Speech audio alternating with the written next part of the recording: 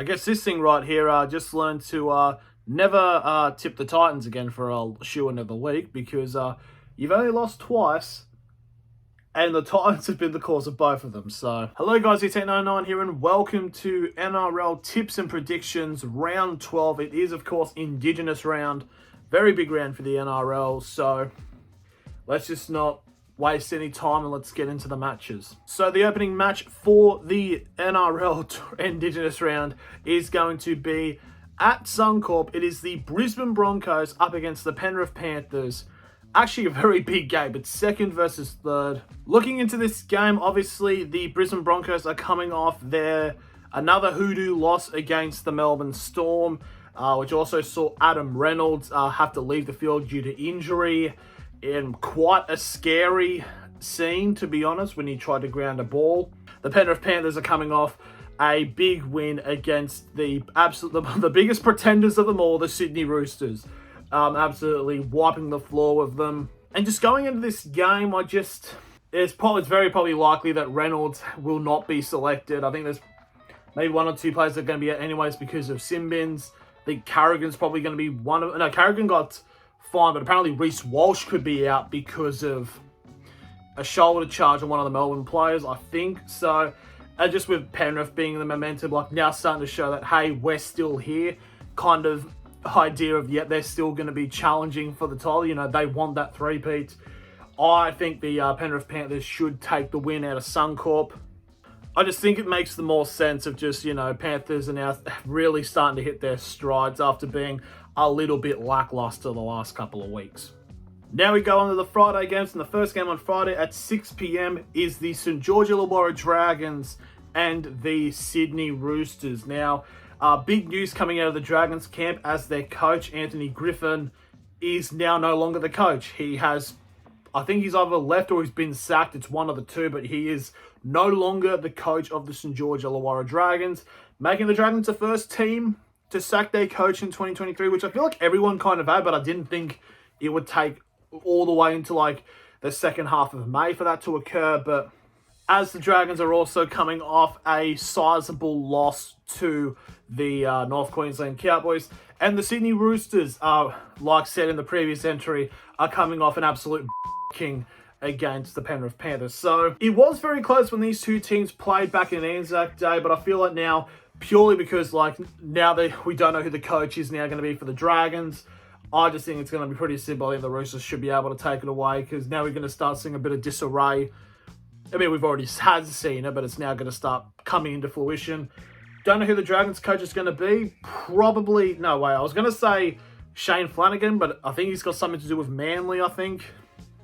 So, I don't know. But there we go. I think the Roosters should very easily take this game on Friday. And now going into the final game on Friday, it is, of course, South Sydney. They are top of the table now, and they'll be taking on the Parramatta Eels at ANZ Stadium. So Parramatta are coming off a very interesting loss, to say the least, against the Canberra Raiders. There was punches thrown in that game. Corey Hersberg threw one, but and South Sydney, of course, beating the Tigers, even though the Tigers have been punching up above their weight.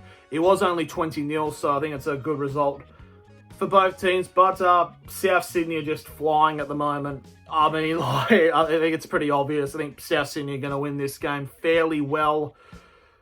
But every time I say teams are going to smash another team, it turns out to be very close or the opposite happens. But I don't think South Sydney should be able to just continue laying themselves out in the top spot and trying to cement themselves to see if they can actually properly charge in the latter parts of the year with the minor premiership. Now we go to the 3 p.m. kickoff on Saturday, and it's up at Coffs Harbour as the Cronulla Sharks take on the Newcastle Knights. Now, first thing, just a bit unrelated, can Nico Hines be left alone for fuck's sake? Like, seriously, it's just, it's like he keeps getting interviewed in stories involving his mother, and it's like it's got nothing to do with him or rugby league. It's like, it's interesting they're doing all of this like investigative journalism into him, but they've said almost nothing in terms of what's happened with Paul Kent. Cronulla Sharks coming off I think it's actually a big, solid win against the Manly Sea Eagles. Only the 8th time they've ever beaten Manly at Brookvale since the Sharks were formed, so that's a very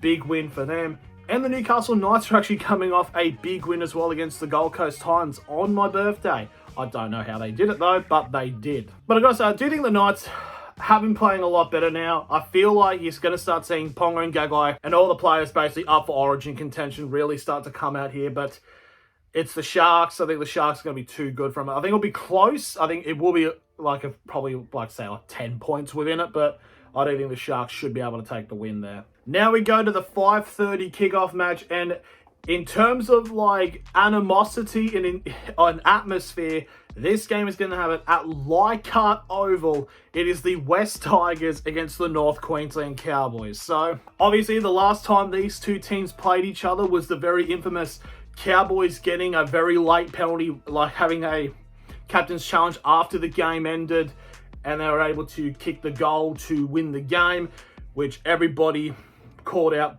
bull.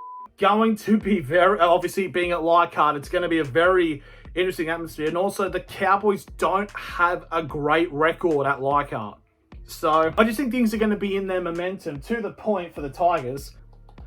Shoe into the week. We're not tipping the Titans again. He's learned from that mistake. But we are going to be saying the West Tigers will beat the North Queensland Cowboys. I just think the Tigers are going to, with their momentum, because they haven't been playing very well. They played all right against South. Yes, they didn't score a point. But, it's like, I genuinely think the Tigers can come out of the gates and beat the Cowboys. Obviously, the Cowboys, yes, did get that win against the Dragons. But I do think the Dragons are the most chaotic club currently at the moment. I would say the Knights, but the Knights somehow won. So now we go to the final game on Saturday, and it is another interesting game, to say the least. It is two teams currently in the 8. It is the Redcliffe Dolphins up against the Melbourne Storm. Dolphins had a bye last week, which usually when the teams are coming off the bye, that actually means kind of good things, so they can actually get respite and get prepared. Melbourne Storm in a very physical match against the Brisbane Broncos, but were able to get the win in Melbourne. This is hard. Do I want William Arvison to comment on my thing saying Storm will win? Yeah, sure. I think the Dolphins will win. Yeah, I'll beat you to it. I'll see you. I'll see you, Will. But yeah, I just think it's like a lot of teams have been coming off very good off the bye.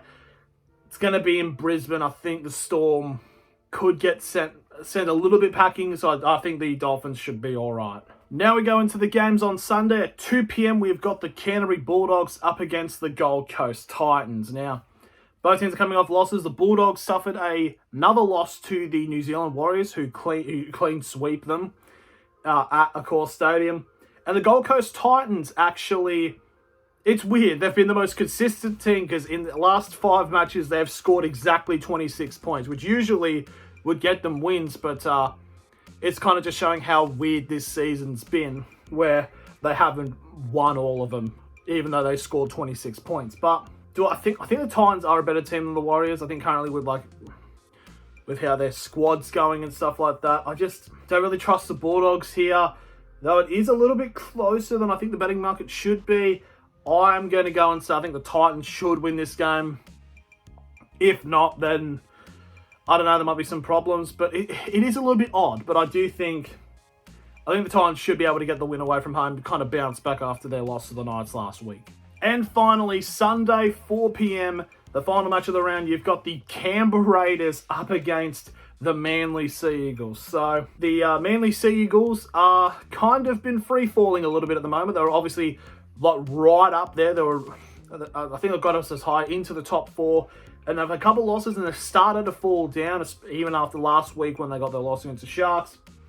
Canberra's kind of flexing themselves out there to be top 8 contenders. I do think Canberra have got the most underrated team in the comp. I think they've got an absolute forward pack that you can put against any team in the NRL and they'll do fairly well. Even to the point where I think people have been saying Hudson Young, Maitland boy, should actually be called up for the Blues, which I would like to see, because as we all know for State of Origin, the more Novocastrians you have in your team or Knights players, the more likely you're going to win. Use last year as an example. But yeah, Canberra were going very well against Parramatta. It was relatively close, but Canberra able to get the job done. And yeah, I think Canberra just going to continue on this momentum and get the win. I just don't know what's up with Manly at the moment, but think Canberra can be able to build some form of a fortress down there at Bruce Stadium. But anyways, that is the end of the tips and predictions video for round 12. Who do you guys have? Let me know in the comments below. Thank you all very much for watching, and I'll see you all later.